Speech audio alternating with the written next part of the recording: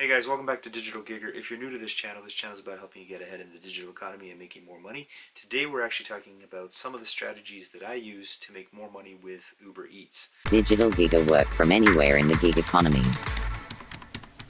So let's get into it. Hey guys, here are some Uber Eats driver strategies that have worked well for me, that have helped me make more money, and that I'm going to share with you guys so that you can get ahead when you're doing deliveries for Uber. So when you're dealing with food, there's going to be a few times of the day that are going to be more a volume of calls than other times. So one thing I found was actually that breakfast, sometimes it could be very low. You don't get any calls at all for people wanting breakfast in the morning.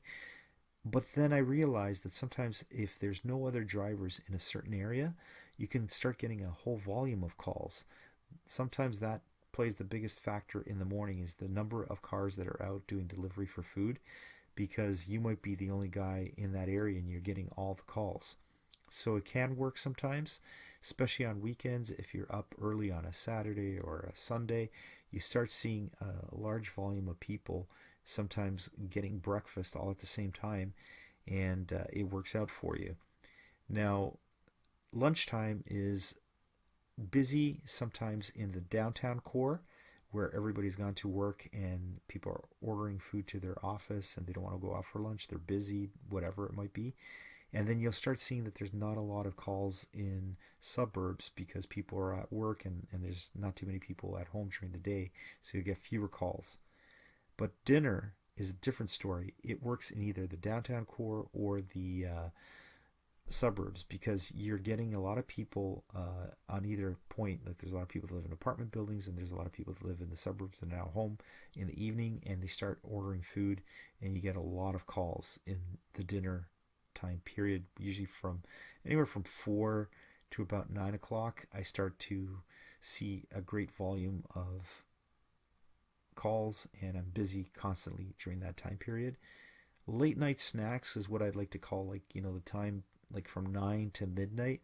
You get people that have gone out, maybe worked late, and now they're just grabbing a quick snack. It's not usually, I wouldn't call it dinner. You see all sorts of oddball things that people order at that time of the night. They might be going out with their friends for drinks, and they're just getting a little bit of a snack before they leave. So you get like this weird volume of calls between 9 and midnight. And then there's also another peak, that when people get, especially on weekends, and they're coming from the bar, they tend to get snacks and munchies. They've been drinking, and they want food when they get home. And you start seeing a pickup of calls between 1 and 4 a.m. So preferably, I don't want to be out at that time of the night. So I'll try to do lunch and dinner. And breakfast is, one of those things where I might have Lyft in the background and Uber Eats running at the same time, so that I get one or the other, either deliveries or passengers. But it's hit or miss with the breakfast time, and late nights I definitely don't want to do those. So the other thing that you got to keep in mind is also the best days of the week to work.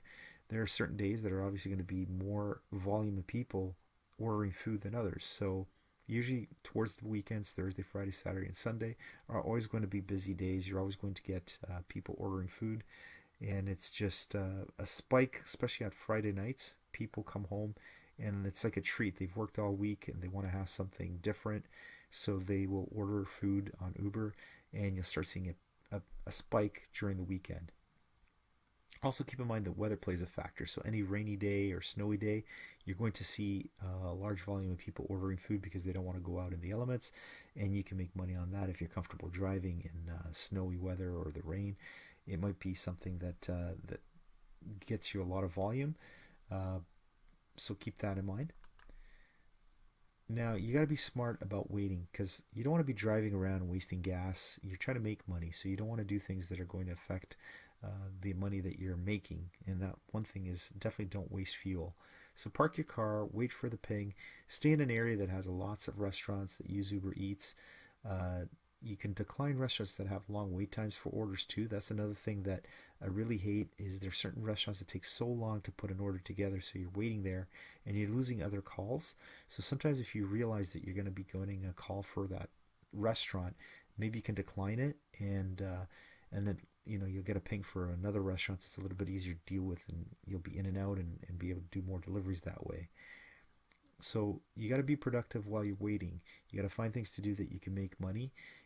Sitting in your car and waiting for deliveries can take some time, and you don't want to waste your time. So if you like creating YouTube content like I do, you can make YouTube videos. You can write for a blog. Anything you can do while you're waiting. Learn, read, listen to audiobooks. Be productive. Don't just sit there and wait for the ping. Try to do something in the background so that you're at least learning or making money. Now, if you're new to Uber and you've never delivered for Uber, there is a promo code that you can use to get a bonus. So when you sign up and use this code, they will add some extra money once you've completed whatever the number of rides that they require for the bonus. And that code is on the screen, and you'll also see it in the description box down below. So the obvious, you got to make sure to park your car where you won't get ticketed. You don't want to lose money. Remember, that's the big thing about doing Uber Eats is you're trying to lower the risk of either wasting gas or getting tickets or being fined. So make sure that you park your car where you won't get ticketed. Don't block driveways. Call your customer only if you have no place to park to meet you at the street level. You don't want to bug customers. You don't want to make them come out of their home or building or whatever it might be unless you really have to, and you explain to them that you have nowhere to park and that this is the only option you might have. So they're pretty cool about that. They understand their neighborhood. They understand that that might be a requirement to get their delivery. So safety.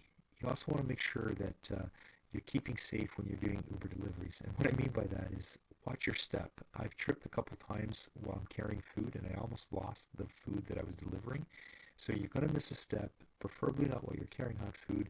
Just make sure that you're paying attention. You know you're in a rush to try to get that delivery to the person, but pay attention to the steps, to what you're doing, because you are going to miss something, and you will trip at some point, and you don't want to lose food. It's a big downer if that happens. So keep an eye on your surroundings when you're delivering. And if it doesn't feel safe, if you're in a neighborhood that you don't feel safe, and something just doesn't seem right, it's okay to abort the mission. Call Uber and let them know that you had this concern, you didn't feel safe in this neighborhood, and that you're returning the food back to the restaurant, and call it a day, because you don't want to be in a situation at night, especially in neighborhoods that people sometimes call a driver, and you could be putting yourself at risk. So just keep safe and make sure that you use common knowledge. Make sure that you're using common sense, I should say, that you keep safe. So if you follow these tips, you should be able to maximize some of your Uber earnings, and making sure that you're doing everything you can to maximize the time that you're doing Uber deliveries. So there's also a little bit of equipment that you want to have in the car. You want to make sure that you have a plastic box that you can put food in, because things spill and move around in cars. And if it's contained in a plastic box, then it makes it a little bit easier for you if you have to clean a mess. I also keep wipes, I keep napkins, towels. Just you never know what's going to happen when you're driving around with food. And I learned the hard way by spilling drinks in the car. So you want to make sure you're taking care of that and not leaving it to chance. Also, use a hot bag to keep food hot.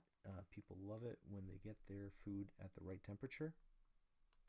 So those are some of the things I do to make sure I have a good experience and give a good experience to customers.